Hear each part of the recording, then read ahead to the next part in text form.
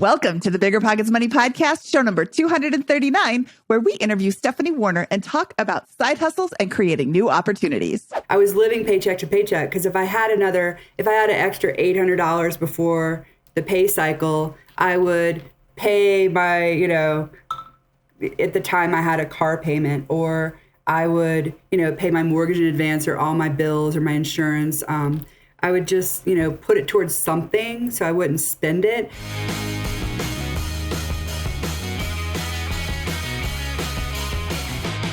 Hello. My name is Mindy Jensen, and joining me today as guest host is Joe Salsihai from the Stacking Benjamins podcast. From time to time, Scott is unavailable to record, and rather than miss a week, I'm calling on all my smart friends to fill in for him. However, none of them were available, so I called Joe. I am sitting right here, Mindy. I'm right here. You see me? Oh, hi, Joe. I do see you now. Hey. Welcome. Good seeing you. How are you? I am doing good. How are you doing, Joe? I'm so excited to have you today. I love to give Joe a hard time, but Joe is one of the smartest guys I know, and he was at the top of my list of people to record when Scott couldn't make it. So, Joe, I'm so delighted that you could join me today. I'm entirely happy to be here, and I'm going to be a horrible Scott Trench, but I'll do my best. You were horrible with the puns. Nobody is as good as Scott Trench with the puns. Ninja. So that's what made this episode so enjoyable. None of those sneaky little weird puns that he always slips in there. Okay, today Joe and I are here to make financial independence less scary, less just for somebody else. To introduce you to every money story, because we truly believe financial freedom is attainable for everyone, no matter when or where you're starting. So whether you want to retire early and travel the world, go on to make big time investments in assets like real estate, or start your own business, we'll help you build a position capable of getting money out of the way and launching yourself toward your dreams. So today we are joined by Stephanie, and Stephanie is a side hustler extraordinaire. She really has that dialed down. I don't think there's anything she won't do. That doesn't sound right. I think that Stephanie will try anything once. Does that sound better? No, still not there. She does dog sitting. She does house sitting. How do I say this? Because I'm trying to be complimentary because I think it's awesome. There's nothing that she's like, oh, I'm too good for that. She doesn't have that kind of attitude. And I think that's the big powerful thing that we're about to hear here, Mindy, is the fact that I think with all of us, there are opportunities all around us. And the one thing I love about Stephanie's story is she was willing to try out those opportunities and see if they work. And I know so often I see people that go, no, I don't think I'd be any good at that. And I think you have to give yourself a chance to try it out and see if you'd be good at it first. And certainly everything from dog sitting to wedding officiant to renting her cars out, selling her parking space, maybe not completely legally. She's doing all kinds of things and has done all kinds of things to make money. Yeah, I think it's awesome. It says to her mentality, I'm not going to let myself be pigeonholed into just this one thing. I'm going to try it all and see what I like the best. And now she's a wedding officiant, and she makes good money being a wedding officiant. I don't know that I would want to do that. I've worked with brides, and sometimes they can get a little emotional. I think I was a wedding DJ in college. I would rather work with brides than mothers of the brides any flippin' day. I will give you that. Stephanie Warner, welcome to the BiggerPockets Money Podcast. I'm so excited to talk to you today. You're one of my favorites. I feel a little starstruck, and I have a little bit of a crush right now. Thank you very much. Well, Joe is pretty cute, but he is married. No, I was going to say, Stephanie, I'm joining you in the crush. So there it is. Yeah, Mindy's great. Big Mindy hug going. Thank you. So let's do 10 minutes of how great I am, and then we'll jump into Stephanie's story. Okay, Stephanie, where does your money story begin? I have to start off right off the bat is until very recently when I started really kind of fine tuning my current savings and aggressively saving and kind of looking at the big picture. And that was also through listening to your podcast, among others, just a handful of others, that I realized that I'm really on a good track. And by dumb luck, I got to this place. And I felt like I grew up with very little, we didn't talk about finances. We didn't I didn't have much guidance, even though my father was in investing. My stepfather, who was my stepfather from age 9 on, was the head of our local A.G. Edwards office. I really think it comes down to the females in my life that taught me the most about finances, most notably my grandmother. She was a really cool lady. She had 4 kids. We're from Southeast Louisiana, which is going through some hard times right now. But my grandmother was married to my grandfather, an engineer, and he was a super smart guy. But she always taught me the value of owning your property and driving cars that were simple. I think she drove like a souped up Toyota Camry that she taught me how to drive on. But she told me, Stephanie, it's very important for you girls, because I'm 1 out of 3, to always own the house over your head, live within your means. She had 3 or 4 investment properties where she, at that time, it was advantageous to rent to own. She chose to rent to single mothers mostly. And that stuck in my mind of she's giving back, but she's also having fun. And this is allowing them to buy a sailboat down in the islands, travel the world, et cetera, et cetera.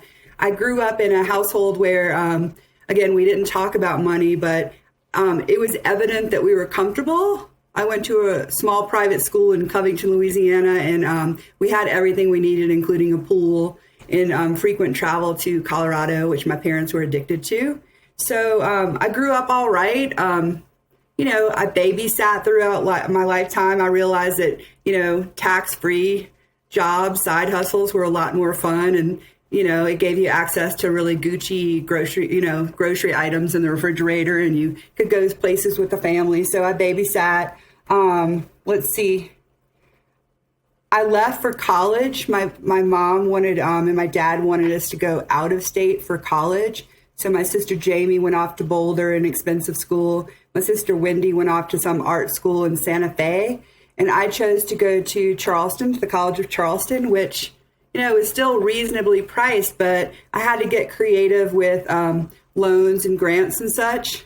I had very little idea what I was doing, and there wasn't exactly a group at school that helped us with this. It was kind of blind luck that I came across after I was accepted, after I was set to leave and go to Charleston to start school, that I found a loophole within the state of Louisiana offerings. They they paid the difference between in and out of state tuition for me to attend the College of Charleston if I chose marine biology, because they didn't offer it in LSU, in state state schools. So I could have gone to study international business, for instance, on the Gulf Coast, but I chose Charleston. I was racing sailboats at the time growing up, so I thought, I like historic towns on the water with good food. So I went off to the College of Charleston. I worked full-time throughout college. All my friends had, the new BMW every 2 years, and, my boyfriend had an elevator in his house downtown. But, I wouldn't say I was a country bumpkin, because I was raised with, nice things, but I was definitely like the one that was working until 8 o'clock at night and taking on side jobs, doing catering and stuff. But I was happy. Let's see. That was in state, so I had very minimal loans. I think I graduated only owing $14,000. I went off to Boston to work sight unseen. I think I saw it on Ally McBeal, and I thought, wow, I want to live in a big historic town on the water with good food. So that's kind of my life mantra. So I went up there, and I started looking around at entry-level jobs after college. I switched to corporate communications, by the way, because clearly I'm a talker, and I had no other direction. I didn't know what I wanted to do, but after 2 years Welcome to the club, Stephanie. Yeah, I knew that I didn't want to go feed Shamu for like $10 an hour with my marine biology degree. So I switched to corporate communications. Headed up there with $280 in a moving van with some sucker friend that wanted to drive me all the way. And so I got up there, and the best option for me was to get something called a headhunter. So my first job was working for Putnam Investments as an administrative assistant at the headquarters. That was fun. I used to sneak into Larry Lassiter's bathroom and steal the good candy, the good things. I was just, enjoying the city life. I then worked for Citizens Bank as their executive assistant to one of the high level people. And then I ended up kind of switching over to one of the largest ad agencies in Boston, Arnold Worldwide. We were doing really exciting things with Royal Caribbean and Volkswagen. There were a lot of perks. We were all poor, but we had a lot of fun living downtown. Through that job, it made me realize that why would I want to work in the Drudge's like base salary working up in the ranks? Why don't I want to work straight for the CEO or a director so I can see what everything that's happening within the organization? And I absolutely loved it. I worked for this just firecracker of a female who was the head of the PR department. So I wasn't really going anywhere with my career, but I wasn't going backwards. And I was living downtown and having a really good time. After years there, I decided to move back to Charleston. I got a house down there through a friend. I was going to go do sales for a friend's company. I bought a $900 Saab. Mind you, at that point, I had never owned my own vehicle. So there was no need to. I took the trolley. When I lived in Charleston, I used friends' cars. So I lived within my means. I took cabs. I shipped my stuff down to Charleston. This is a week before September 11th. My company in Boston said, Stephanie, we really want you to go to our McLean, Virginia office to interview for a job there. And I said, well, you were at my going away party. I am heading to Charleston. So everything was packed. But I kind of met a hustler. So I said, if you really want me to interview for this job, that's fine. I need to go through DC anyway, but you need to put me up at the Ritz-Carlton in Tyson's Corner. So I'm at the Ritz-Carlton, seeing some friends, eating the good pancakes. I interviewed for the job the week before September 11th. I took the job, still living in the hotel because it was awesome. September 11th happened. And it was devastating for obvious reasons, but I'm kind of stuck in this town. It's not the North. It's not the South. My things are down in Charleston. Why didn't I live up to that commitment? So after like 6 months of awkwardly staying in DC, our company was doing mass layoffs in that DC office because we're travel centric. Royal Caribbean was our big client and such. So I saw the writing on the wall. And this is when I learned a second very important life lesson was the best time to negotiate perks is when you're leaving or when you're coming on. So I talked them into paying my moving costs to get me to Colorado because they had gotten me in this situation for moving me from Boston to DC, sidetracked me. I was in hell. And so I had them pay to move me to Colorado, where by that time, both my sisters, their husbands, my mother, and all my aunts and uncles and cousins on one whole side of the family had started moving and were living. So that's what got me out in 2002 to Colorado, where I belonged. And so how am I doing on this? Did I enough coverage? Well, wait a second. You moved to Colorado. We do not have water in Colorado. So that's you've changed your MO. You wanted to live in this big, beautiful city with great food by the water. And growing up, college, after college, DC still has water, right? Yeah, but it's so hot. There's nobody to date because they want to talk about politics. It wasn't my cup of tea. I think it's really strange that their crabs have the crab boil on the outside, which is not how we do it in Louisiana. It's like, ow, ow. There's nothing right about it. I chose Colorado to be close to my family because that's what was important. I hadn't lived near any of them since when I got out of high school. So I only saw them once or twice a year when I traveled to Colorado or back home to Louisiana to see my dad. But Colorado, I looked at Boulder. I looked at Durango. I lived there for 5 weeks during the fires. I decided to get my first passport, take a 3-month job in Indonesia. So I went to Indonesia, and while I was there collecting unemployment, I was checking job open jobs in gorgeous Telluride, Colorado. So I was hired over the telephone to work as an office manager for my now very close friend's ski shop. They had just expanded to like 5 or 6 ski shops. Really nice people. They're my heart. So I just moved to Telluride after my little sabbatical in Bali, and I stayed in Telluride from 2002 until 2008. And that's when I really learned the art of side hustles. I was lucky enough to find jobs there that were year round with shoulder seasons that I could do other things like, take on jobs at Telluride Film Festival or Mountain Film. I did this thing. It was a secret shopping manager where I set up people to go into ski shops and retail establishments and, get their ski tuned and write about it. I was bringing in extra, $300 or $400 a week doing that. And that was purely like a very simple job. I house and dog sat people's homes for like $80 a night. It was ridiculous. I got really scrappy, and I had to because Telluride was very expensive to live in. But, I did everything from I was a dental assistant to I was an HOA manager. I did a lot of interesting things, and it gave me a good I opened my eyes to all these different industries that you could go into. My last job there, I was a public affairs person for the town of Telluride, which meant I was the complaint department. And through that position, I learned a lot about, business owners, residents, visitors, and how it all comes together to make a utopia. I got laid off, which was one of the best things that ever happened to me. I got laid off with 9 full-time employees when the real estate market crashed. During that time, I had just bought, a year prior, I had bought a deed-restricted condo in town. I think I was 28. That was awesome. I owned it for 2 years.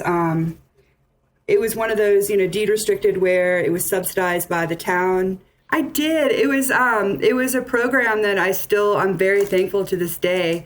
Through the housing authority there, they help you with down payment assistance, 0% interest for 10 years. I think I had $10,000. I got a $2,500 grant through the Association of Realtors. It's purely to get people who work in that school district, locals that don't have huge trust funds or other holdings.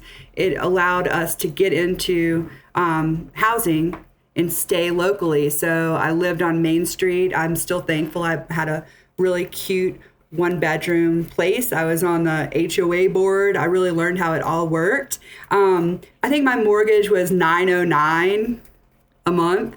I mean, that's a lot when I look back at it because I was 28. But it's I rented nothing my for Telluride car space out for $300 a month to some fly fisher man who wanted to put his FJ in there. So I was kind of hustling in that aspect. I had some side projects that were, under the table type of things that helped the community. Again, house sitting, dog sitting. I would do anything just to kind of supplement my income because I was working for as a town staff employee. And I think that I looked at my Social Security statement the other day, and I think I was making 38 or 41 in that job. So I decided that I was... Before we move on to the next stage, I think Mindy and I both have 5 million questions about the stuff that you covered so far. And I really don't want to miss this opportunity for our listeners to get some of the big ahas that you shared. Because, man, I heard about 50 of them, and I also have some things that I wonder about, and I'd love for you to clarify for us. But I want to go all the way back to the beginning first, if you don't mind. And ask about this. It's just curious to me that your dad is in the business of finance, works it all day long, every day. And yet in your family, you didn't really talk about money. Now, my family didn't talk about money either, but my dad worked for General Motors. My mom worked for Upjohn, that's now Pfizer. And while they made plenty of money, it was impolite to talk about money. They weren't from a money family. I remember every single time that my brother, sister, I would walk in the room, they'd tell us to leave if they were in the middle of a money discussion like that. You just didn't do it.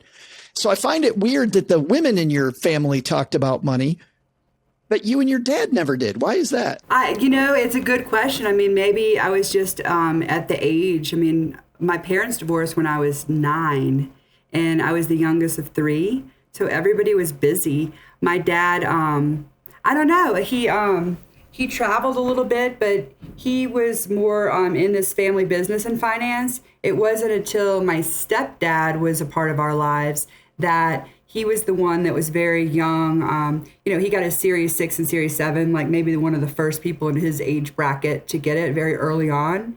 He didn't talk about finances per se, but he showed me the value of working for things. And, I kind of brushed over that. My stepdad, Ed, who's now passed, he showed me the good life. We had an airplane, which he reminded me was not a big thing since it was a small airplane, a Cessna, which he equated to, it's a Mazda 626 of the sky stuff. So don't get a big head.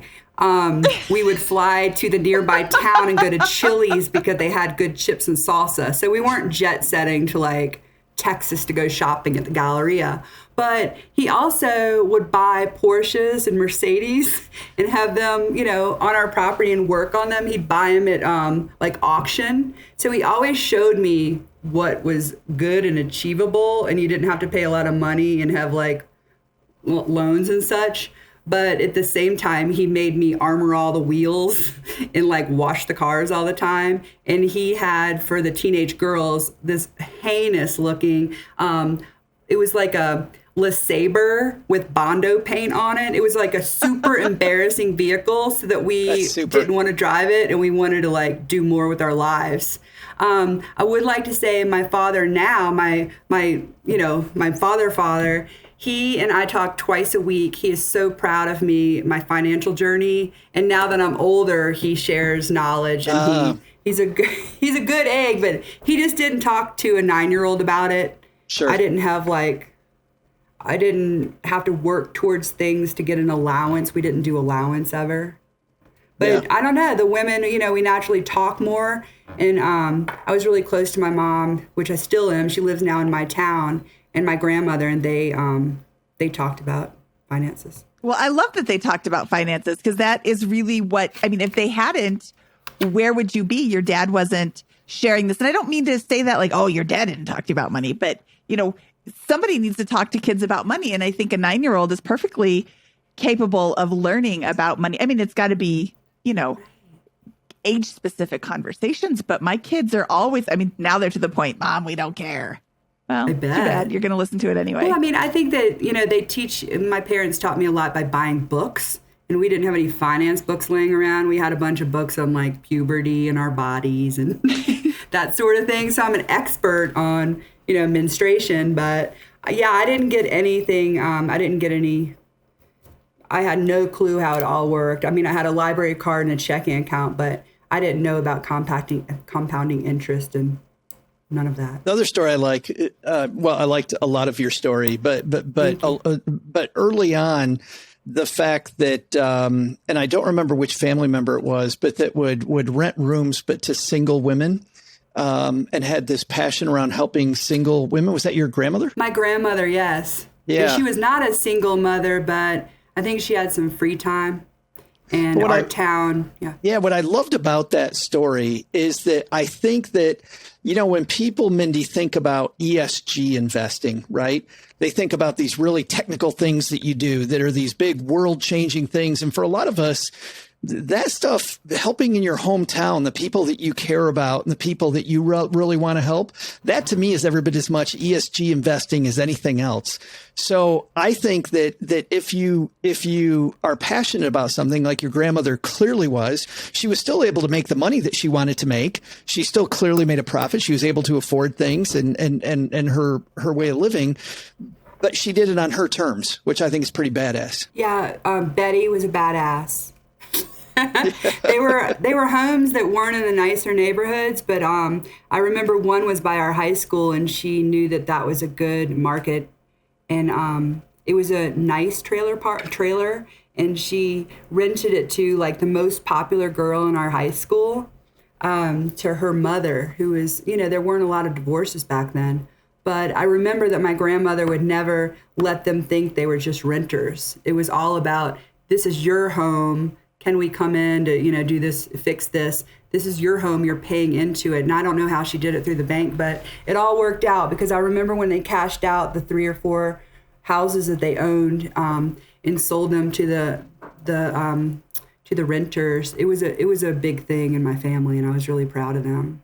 And that's what they bought, a sailboat, and started just traveling everywhere. It was cool. I think that's awesome. I think you absolutely can invest in real estate and better your community and also help out your tenants. I don't think it has to be this contentious relationship between landlords and tenants. And I think you get a better, so many caveats to this, like, don't go with your gut when you're renting to somebody.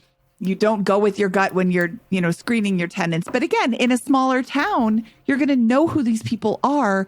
You're going to know that Joe Salsihai is going to be a really great tenant, or Joe is going to be a terrible tenant. No, Joe would be a great tenant because he treats property wonderfully and has hit a bad spell. We know he's going to be a great tenant. You don't really have to, do the background checks and all of that, because you already know him as a person. Well, I love this phrase, Mindy. You can do well and do good, right? Yes. Do well for yourself and do good for your community. They don't have to be separate things. And people that think that they are, like, I still hear people say this myth that ESG investing or socially responsible investing or whatever you've got, that the returns aren't there. Not true. 10 years ago, totally true. Today, not true at all. Mindy, you had some questions about college, though, I know. Yeah. So it sounds like, Stephanie, you graduated college with $14,000 in student loan debt, approximately. Was it all student loan debt, credit card debt? No, I had some credit cards, but they were like little, stores and stuff, and I never knew how to use them properly. I'm sure that they were 18%. I used them. I ran them up to, $1,000 or $2,000. It was never, holding me down. But I didn't know then that it was just a stupid thing to do. I wasn't really big on credit cards. I just also wasn't a big spender. I remember being in Boston and having this nice apartment with my roommate, and, us working hard. But I remember getting down to like $1.85 in my bank account and deciding whether or not I wanted to buy, a tea pass or buy some eggs. And I got by. It was never like a huge thing. I didn't need to call my parents to get bailed out, but I definitely wasn't socking money away. I was working at, Putnam Investments at times and realizing, that there's all these investment choices. I was working in the defined benefits, defined contribution realm, doing PowerPoint demonstrations. And they would always talk about, investing, but I just never did it. I didn't think I had any money. But let's see. Would you change anything there today? Well, yeah. Because it sounds to me like you didn't have any money. Can I quote from Albert Einstein real quickly? Yes. From this personal finance book. It's compound interest is the 8th wonder of the world. He who understands it earns it. He who doesn't pays it.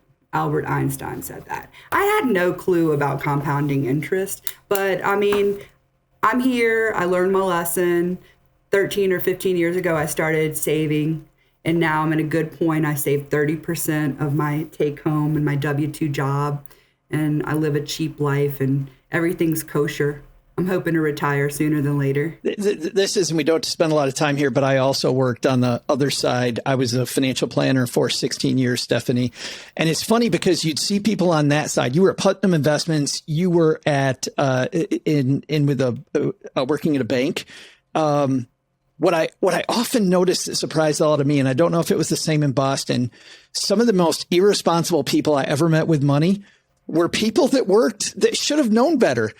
Like, I thought that, working at Putnam Investments, that you would have probably seen all these great examples of people and whatever. If I didn't work on the inside myself, I bet you saw some people that were horribly sloppy with money. I don't know where they were at because we never discussed it. I ended my day at 5 and, I was off to the clubs and the bars and the islands and jetting around talking to people who were not in the financial realm. And then I got into the creative realm, and that's when I was working for a great ad agency. But again, I was not saving for my retirement. I wasn't creating long-term debt. When did you have that pivot? The pivot of, you know what, something's got to change. I got to start putting money away for the future. I think it was when I actually had some extra money. So after September 11th, when I moved across the country into Telluride, I started saving when I always had jobs there that offered benefits. So I wasn't, going without health insurance. I was lucky, but I didn't want to have to leave Telluride, perfect ski area. I lived right around the corner from the lifts, and I got to ski like 47 days a year and work. I think that's when I started realizing that, my parents don't have some huge trust fund coming my way. I need to start making it. I don't want to be a renter. I bought that, studio, apartment, condo, and then I started saving actively to get out of there and to get onto the open market. And that's when I joined forces with a boyfriend. I mean, we had hardly dated for 7 months. I thought maybe we weren't in love, but we bought an investment house in nearby Norwood, and we bought it at the height, and we worked on it because it had an open building permit to be able to close to buy the house. We moved in, we started working on it. He was an electrician with a trust fund that grew up in Telluride. So he was clueless with money. I had saved money. We had this house for 10 years, and I think we sold it 3 years ago after just, creating cheap rent for a bunch of electricians over the years. But I think I made maybe like $4,000 or $5,000 off of it. But at that time, I started working for the company I'm with now. I've been with my company right now, my full-time job, for 13 years. And that's when I had the extra money. I was like, whoa, I'm good at sales. And my company had all of these benefits. And I just started saving as much as humanly possible. So before you moved to Colorado, what was your financial position? You had been laid off from your job. You saw the writing on the wall. You said, okay, I want you to move me to Colorado. What was your investment total, your debt load? I didn't have anything other than a little bit of jewelry. My $900 Saab I had bought to move in had died on the highway.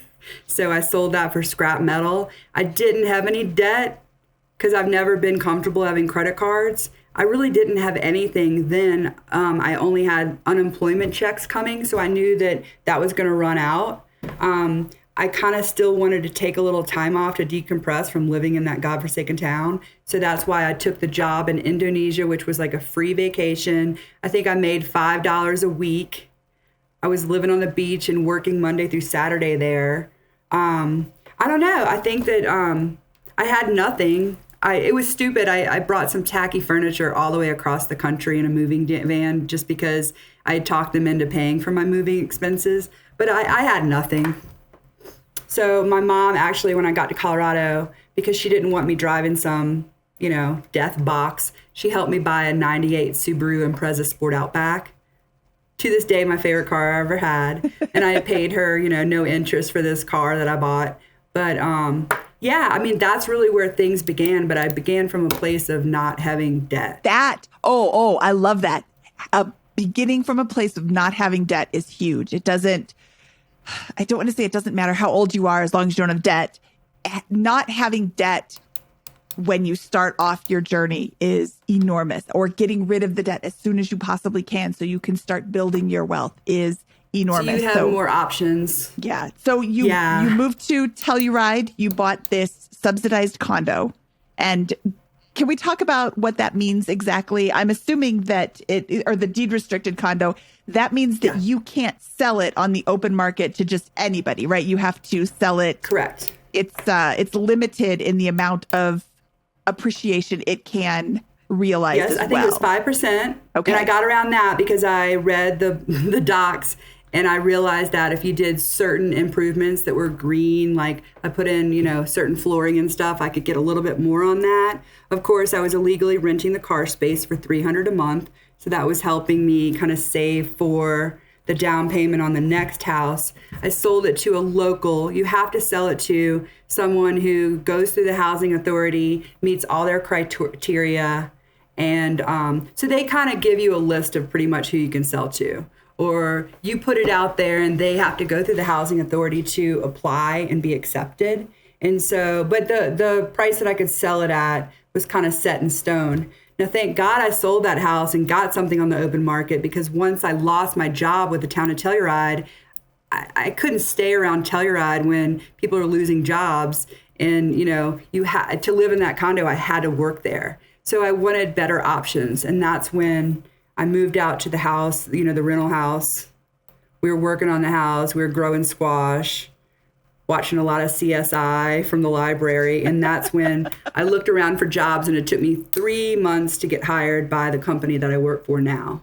The company that I work for now, honestly, I look back, they're the direct reason why I've amassed, close to $250,000 in savings and own 2 houses and 2 homes. And they believed in me. I don't know. I'm very thankful for them. They appreciate continuing education. I think I told you, but they're paying 100% of my MBA, which I start next month to get it at home. They're doing that for all of the employees, all full-time employees, to get their GED, undergraduate, or MBA. And they also have such great offerings, finances. I can buy our stock at 15% discount. And they, I think it's nice of you to say that it was them, but I don't think it was them. And don't get me wrong. I mean, I feel like they have great benefits, and you work with people that believe in you. I think that's great. But over the years, when I was counseling people with their money, Stephanie, I'd see so many people with those same great jobs and those same opportunities, and they never took advantage of them. They never made anything of them. And I feel like after just hearing your story, and I don't want to put words in your mouth, but I feel like after the moving around that you did, after the struggling you did, you saw that opportunity in front of you and you really took advantage of it. So I think it was a combo. I think it was them being the right company, but you also being the person that could hear the message and respond. Thank you for saying that. Yeah, I do agree with you. Well, because he's right. It's so empowering, I think, for people to realize that any benefit that your company gives you, if you can take advantage of that, that's absolutely fabulous. Because even if that stock, if the stock of the company you are in, if their employee stock purchase plan does 0, meaning the stock does 0, you're still going to get 15%. Like, that's absolutely fantastic. Right. That's an amazing deal. I use it kind of as a savings account if I know I'm going to need, $4,000 to build a deck on one of the houses or something. I use that and then I sell it every year, which is probably not. I should hold on to it, but I've always bought 2% of that. You still are a hustler. I am a hustler. Yes. And what's funny is you just talked about your company and how they believe in you and how you use all these benefits.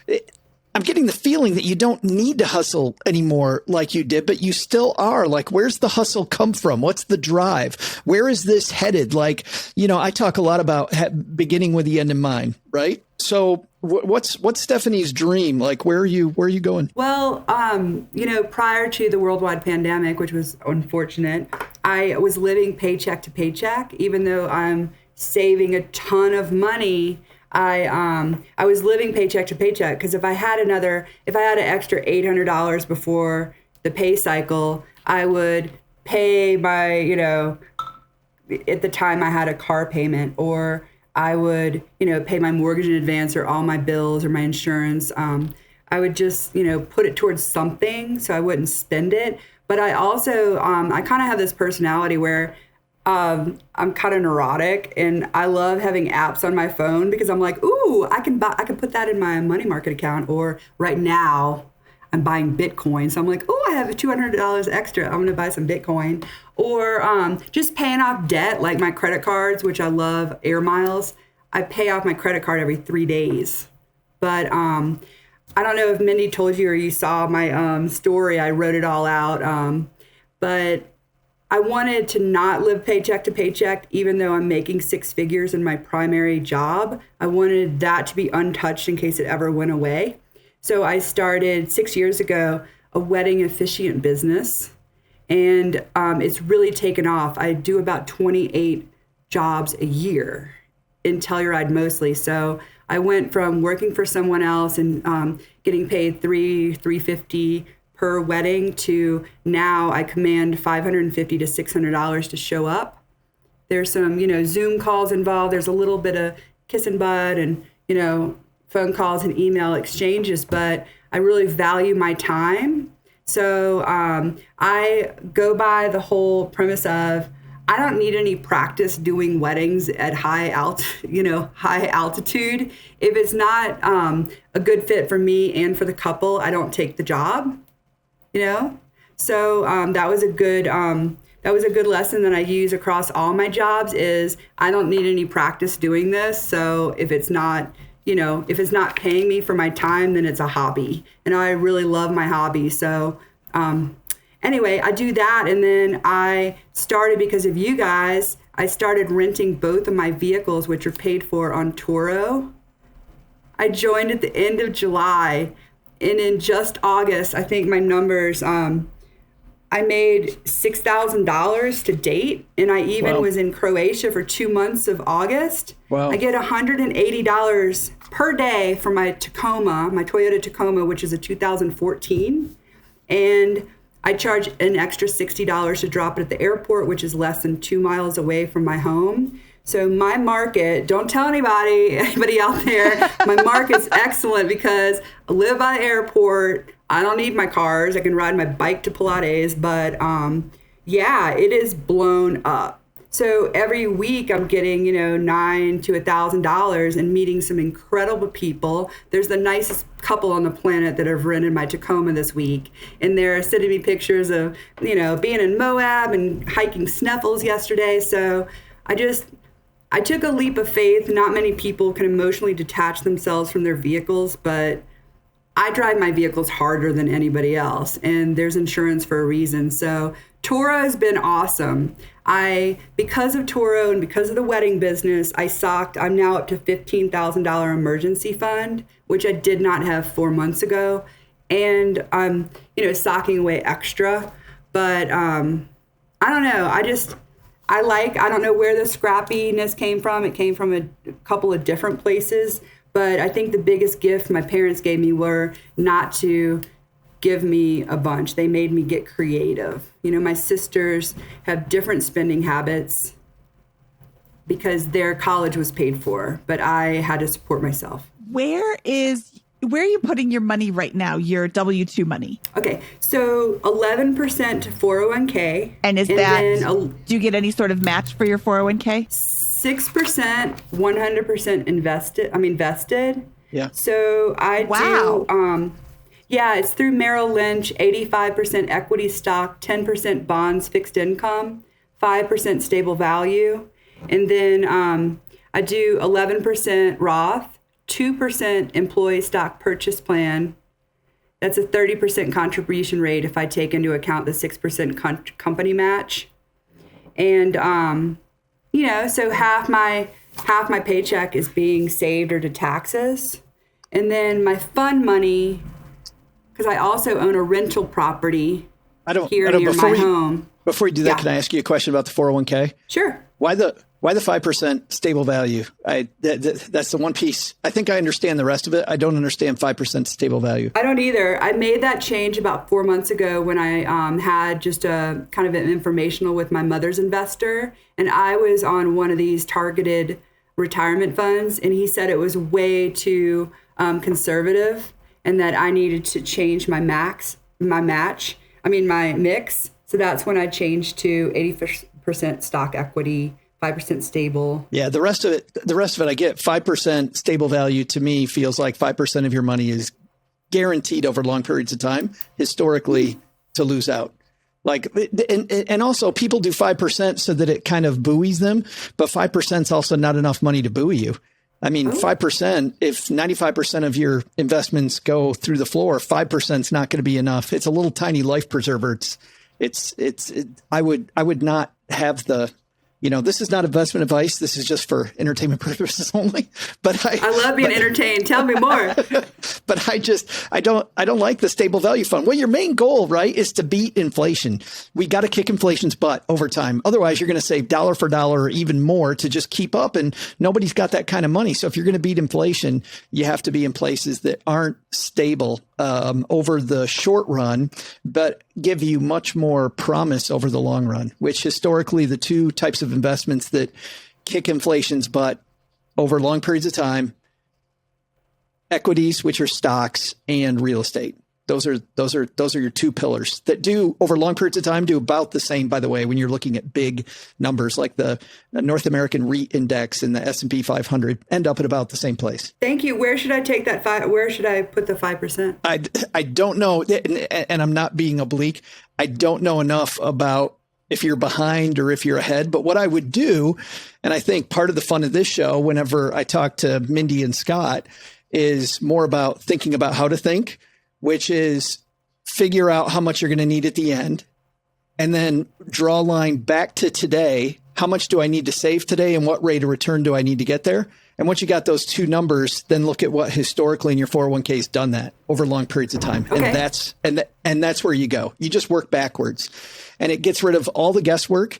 It also makes it so that, there's all these different investment choices. And this, Mindy, everybody gets all in their head worried about there's 5 million things no, you don't have to know everything about everything. You just got to know about these few things that fit your goal. So when you begin with the goal and work backwards, that'll tell you where to put it.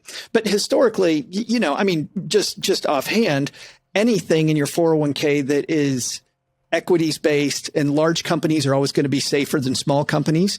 But small companies over long periods of time, if you can withstand the roller coaster ride, historically have done better. People lately have not done international because international had its butt kicked the last 10 years by the U.S. stock market.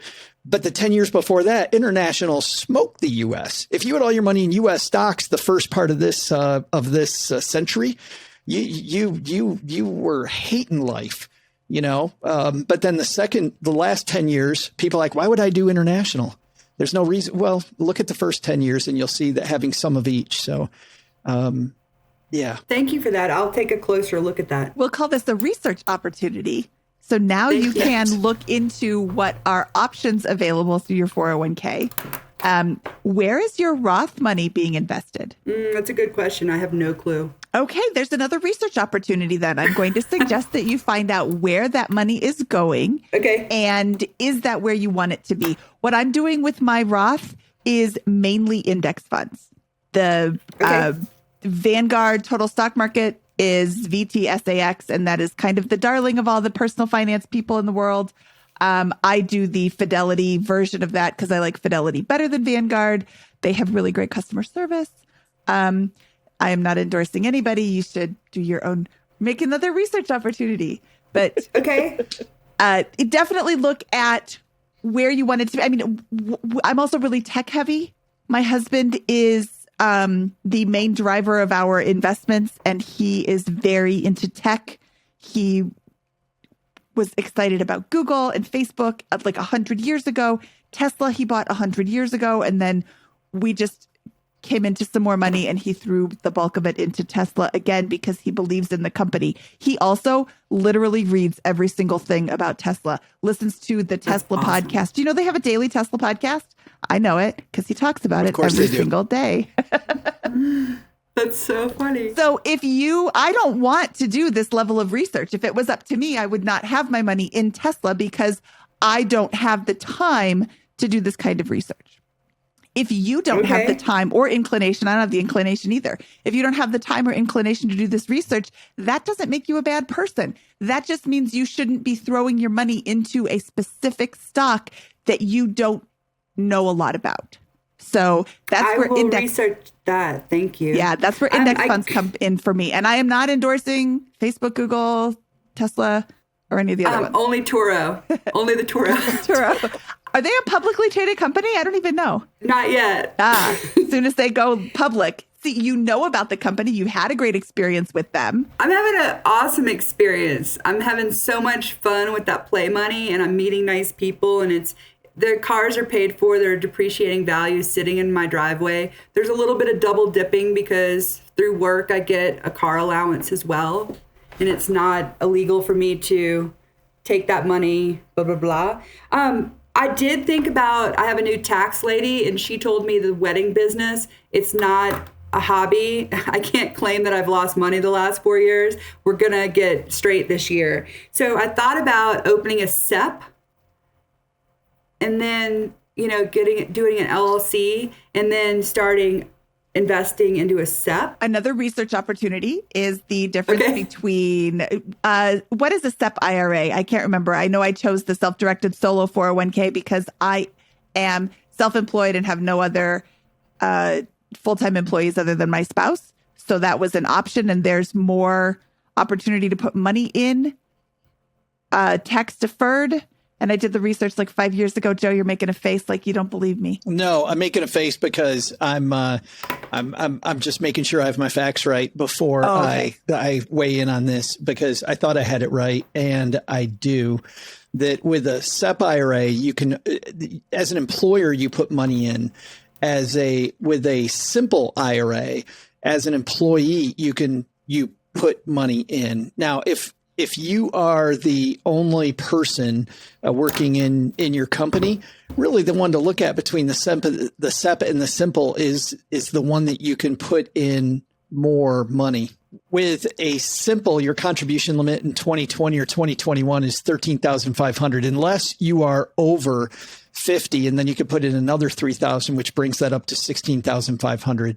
With the SEP, you can put in 25% of an employee's salary, or up to 57,000, whichever's less. So frankly, the SEP, you could put up to 57,000, but man, you'd be rocking it as an officiant. If $57,000 is only 1/4 of what you're making. I mean, you're an officiant doing things in Vegas because you're so good. Well, I don't know if not at those little wedding chapels. You're like the Penn and Teller of wedding officiants doing weddings at the Rio on the main stage. Oh, you're funny. Yeah, it's about $14,000 cash per year that I'm turning tax free because I'm not doing it right. And that's about 5 hours a week per week, on average. Some months I have 7 weddings and it's very time consuming. The third one to look into. Oh, 7 weddings. Yeah, that's a bunch. The third one to look into is a solo 401k. Okay. That's the option that I have. And it's because there are no full-time employees other than me. So anybody that works for you can only work up to 1,000 hours a year. And then you can still have this. Otherwise, you have to offer it to everybody that works for you, and it doesn't work out as well if that's the case. But I don't have any other employees. I'm a real estate agent. My husband has his own income through his blog. So he has an opportunity to contribute up to $19,500 for this year. And once I turn 50 next year, I get an extra $1,000, $6,000, extra $6,000. I'm super excited for that. And then there's also the opportunity for my company to match my contributions up to 25% of my salary. So what I take that to mean is that my $19,500 is my salary. 25% of that is another like $4,000. So I am putting another $5,000. So I can put up to $24,500 into my Roth IRA. Into my self-directed solo 401k. There you go. Before I run into any sort of, I don't have to pay any taxes on my income up to that contribution. And then it starts into more, which is actually something that I'm going to have to consider this year. So that's a good problem to have.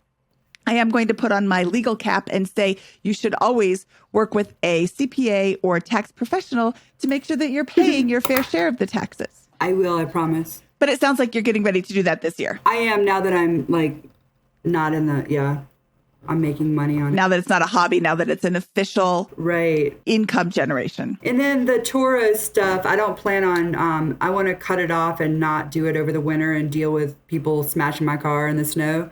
So I believe that they don't 1099 you unless you've done 200 trips or turned over $20,000. And right now I'm in the $6,000 or $7,000 range. So I'm just going to cut things off for the year once I hit, closer to 20. But remember, you got to stay legal. just make sure. Oh, just I'm make staying sure you legal, stay all legal. right. I don't want to. I'll tell you. Go over that amount. I'll tell you, Stephanie, a great strategy because you have the W-2 income.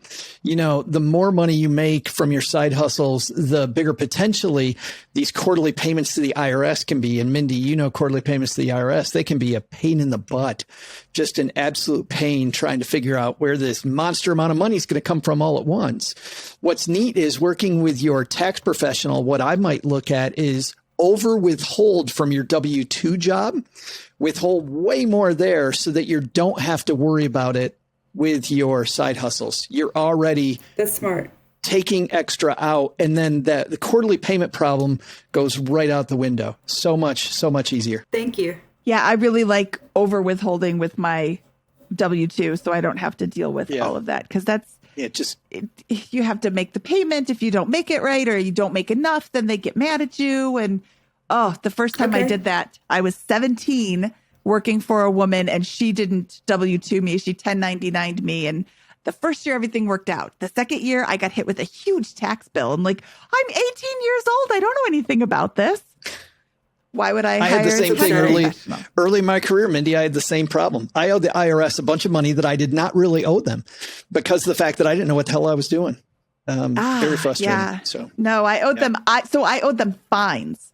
I didn't even owe them money. I just owed them fines, which made me very angry. That's I owed dirty. them money and fines. It was ugly. But because I didn't know how to do the accounting or to look up what I could really write off, right? All the things that I was eligible for, all the perks of being a business owner. I didn't write off so many of the things that I could have written off. So frustrating. And this is where a tax professional can save you oodles of money.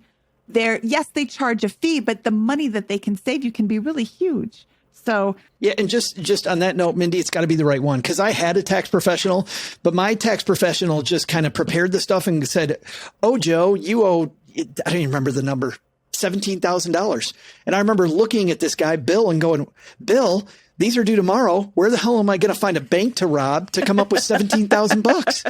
Like, seriously." And then I had to hire but I learned my lesson. And then I started working with this woman, Sue, who was much more of a teacher. And she sat me down and she taught me what I could do and how the business is so much. It's got to be somebody that will teach you how it works.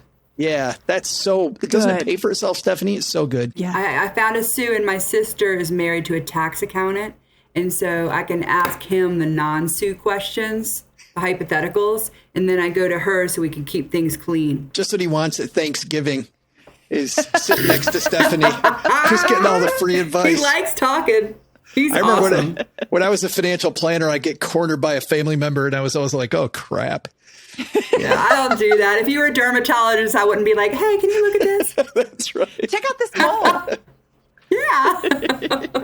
I would. All right, Stephanie, I'm super excited about this because I've been waiting to take over for Scott for a while because it's time for the famous four. Great. Oh, okay. I'm going to highlight the ones that you have to ask, Joe, and I am going to ask the ones that I always ask because you're playing the part of Scott today. Not I don't know enough. I'm not quick enough with the puns to be Scott. I tried to get ready for that, and I'll apologize to everybody because I don't have the bad puns ready. See, there would have been a pun there, but I can't think of it fast enough. Yeah, I wasted all of my good puns when Joe first jumped on the call today. If you look over his right shoulder, you can see a giant $100 bill. And I said, you can't, I'm going to turn you into the Secret Service. You can't make fake money. And he said, yeah, I'm going to take it down to the 7-Eleven. He said, yeah, I'm going to take it down to the 7-Eleven. And I'm like, oh, do you think they'll have change for such a large bill? Wow, that was the fakest laugh ever, Joe. Come on, that was funny when I said it the first time. Okay. That was like the golf clap. Well, you're never joining me again. Okay. Okay. I'm sorry. Stephanie, let's talk about your famous four questions. What is your favorite finance book? Well, it used to be Rich Dad, Poor Dad, but I met within the last month 2 wealth management professionals out of New York City, and I'm marrying them in December as their wedding officiant. And they are such a hoot. And the groom is from Louisiana, which is where I'm from. And he just has this dynamic personality. And he totally told me about his book that's sold on Amazon. And it's called Get Your Money Right, An Insider's Guide to Simplified Wealth by Michael Hanna. And I started reading it over the weekend when I got it, and it's hysterical. He quotes everything from Jay-Z to Bob Marley and Einstein from earlier. But the book is all about the real financial benefit of a job is to earn enough money to save and invest and have those investments create passive income. And I love it. It's simplified. And he peppers the boring tax talk and the, things like that with quotes from Bob Marley, such as "Live for yourself and you will live in vain. Live for others and you will live again." So I don't know. He's just really straightforward and funny, and I'm geeking out on it. But that's my favorite finance book right now. And I got to tell you, I read a book in 2014 called Nickeled and Dimed by Barbara Elrinich. And it was the story of low-wage workers working 3 different jobs and living in hotels and cleaning hotels. I remember this book. It was excellent, and it scared me. And I not only leave great tips in hotels and pre-clean the room before they come, but I am so thankful that I've never had to work low-paying jobs like that. I've had the confidence to go after the other jobs, and so I've always kept that one in mind. It's giving me the chill bumps right now. It's a good book, Nickeled and Dimed. Awesome. Stephanie, what is your biggest money mistake? All right, I touched on this when I bought the house in Norwood with a teleskier. I thought it was like a good idea because he was an electrician and I was creative, but owning a house with someone who had different financial vision and different money at different times, it just never worked out. I couldn't do the improvements. So anyway, it was a tax write-off, I think, for 10 years that we created affordable housing for his stoner electrician friends. But I'll never buy a house with someone that I'm not married with. And even if I was married right now, I probably wouldn't buy a house with him anyway, even though I loved him. I think you got to keep some things separated. But that was a good lesson, and I learned a ton about that.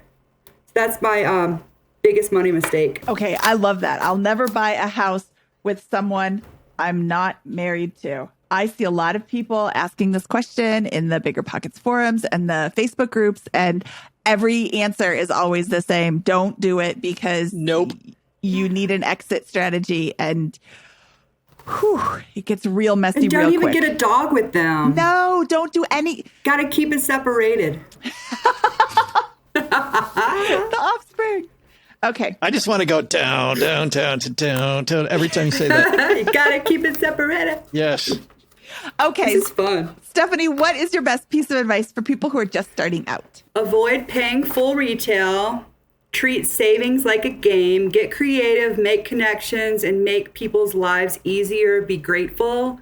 I just think we're all in it, and I don't want to be working forever. So I've never felt like I needed, the best of the best, or, I don't know. I guess it really all comes down to pick your friends wisely. And I have friends that have their heads screwed on correctly, and they value camping and going on, creative trips instead of, these dumb, all-inclusive, boring vacations. And anyway, I love also we're when you happy talked having about cocktails on the deck, instead of. Well, even when you talked about in your career, surrounding yourself with the right people, about working for the people that were moving and some of the things you learned from those bosses, I find that working with the right, you could be at a desk working for person A and this whole company stinks because you work for that person. But then you move over to a different department and you work with somebody who's empowering and helpful, and the whole culture seems to change. So love that. But the most important question of all, Stephanie, ready? So you're at a BiggerPockets money party with Mindy and I, and we're hanging out with us and all the other BiggerPockets peeps. What's your favorite joke that you'd spring on us? Well, I already told you those jokes, and they're not very politically correct. So I'll give you my clean joke. And it's a shout out to my Bernie's Mountain Dog. Not only were they not politically correct, wait a minute. Not only were they not politically correct, they were horrible. They were horrible. They were bad on so many levels. So this is a nice, clean joke that I got from the internet. It's a shout out to my Bernie's Mountain Dog Zaidi. What's the best thing about Switzerland? Oh, boy. I don't know, but the flag is a big plus.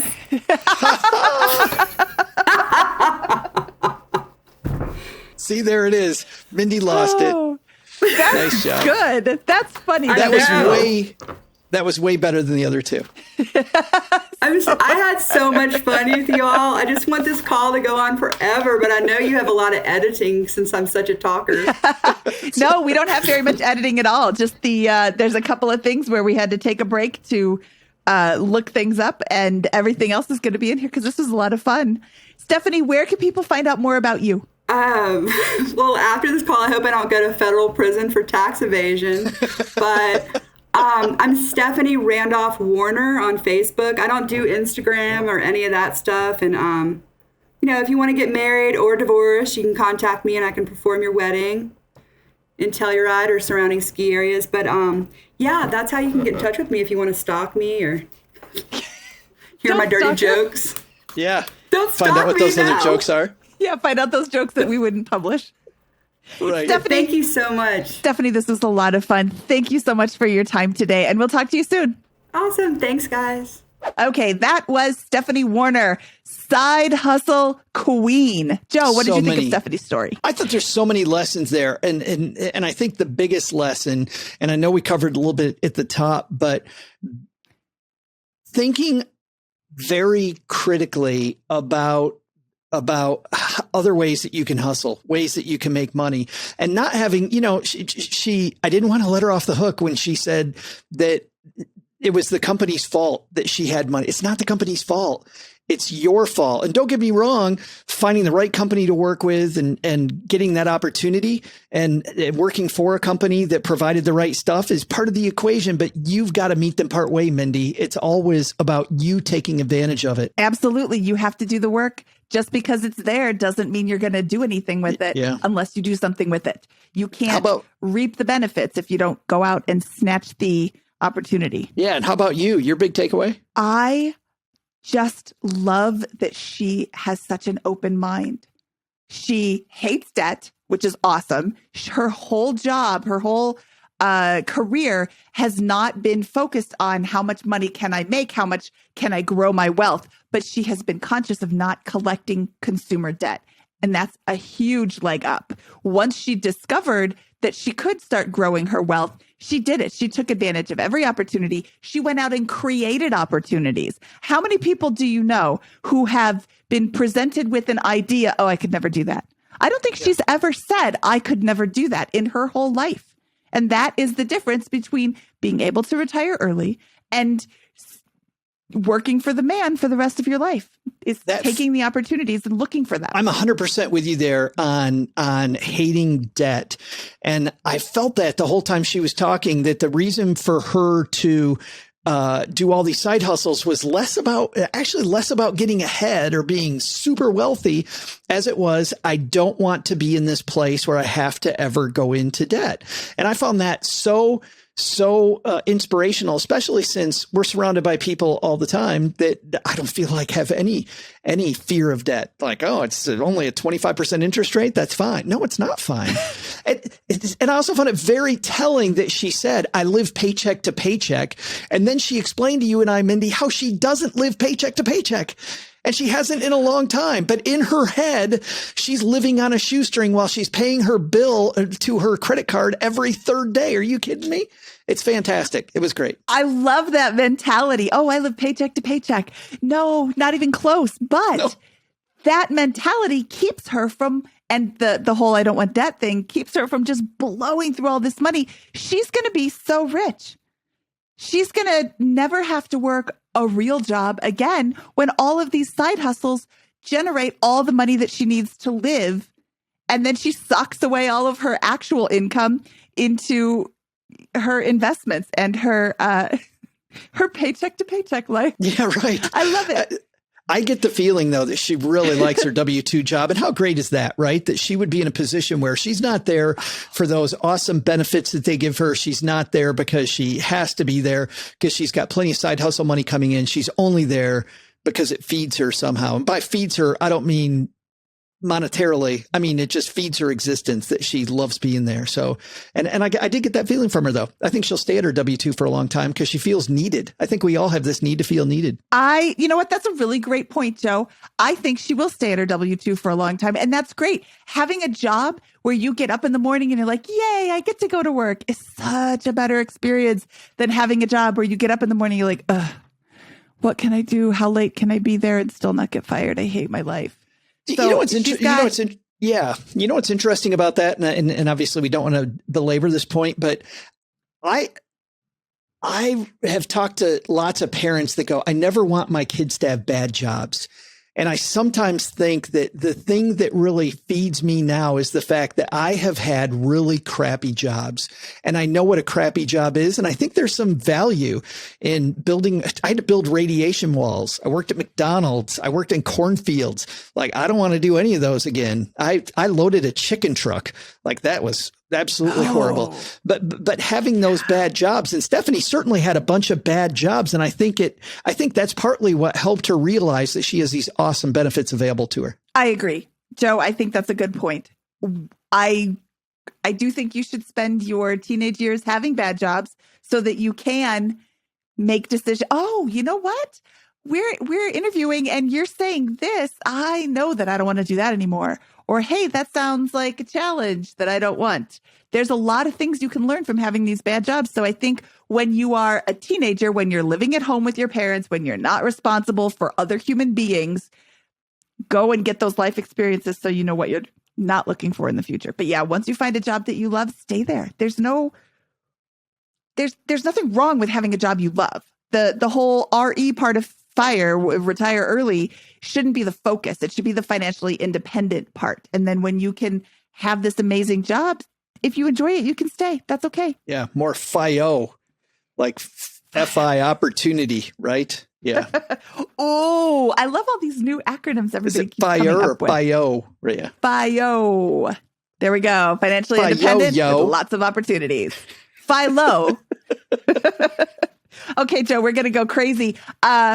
I need you, Joe, to tell me what's going on in your little world. Oh, I have a book coming out at the end of December called Stacked, which is your super serious guide to modern money management. And I think it is two things. It's a very smart book, but it's put together in a way that is very, very, very fun. It's kind of the Cub Scout Wolf Guide meets the Hardy Boys Detective Manual for adults and about money. So, pre-orders are super important to anybody who's a publisher, an author. I mean, not a publisher, for anybody who's an author, rather. StackyBenjamins.com/stacked. And hopefully, I don't know if people know how this works, but if enough people pre-order it, we make the Amazon list, or maybe the Wall Street Journal list, or God forbid we make the big list, the New York Times bestsellers. But please, if you know somebody that really needs a guide to money coming out December 28th, please pre-order it. Yes. Joe is an incredibly intelligent person. He wrote this book all by himself, Joe, or did you have an even smarter co-author? Wait. So you look at me. Do you think I could write that by myself? I actually did write half of it, and I'm very proud of the half that I wrote. But I wrote it with Emily Guy Birkin, who's a mutual friend of ours. And Emily has written 5 books that you'll find on store shelves. And her biggest is The 5 Years Before You Retire, which a lot of people may have read or have at least seen. So Emily Guy Birkin and I wrote this one. It was a ton of fun. I can't wait to read this book. And where can I get it again? StackingBenjamins.com/stacked. Stacked, STACKED. And that'll give you all the different places. If you want to go to an indie bookstore, we've got the bookshop link, Barnes & Noble, Amazon, all the different places. Awesome. Joe, thank you so much for being Scott today. I appreciate you stepping in and filling his shoes. You did an excellent job. I don't feel like I at all can do Scott not at all. But thank you for having me, and it was a ton of fun. You do need to work on your pun game because he's definitely better than that at you. He's totally better. Better than you at that. I am good at flubbing my tongue. So there we go. Okay, Joe, should we get out of here? Absolutely. From episode 239 of the BiggerPockets Money Podcast, he is Joe Saul-Sehy, and I am Mindy Jensen saying adieu, cockatoo.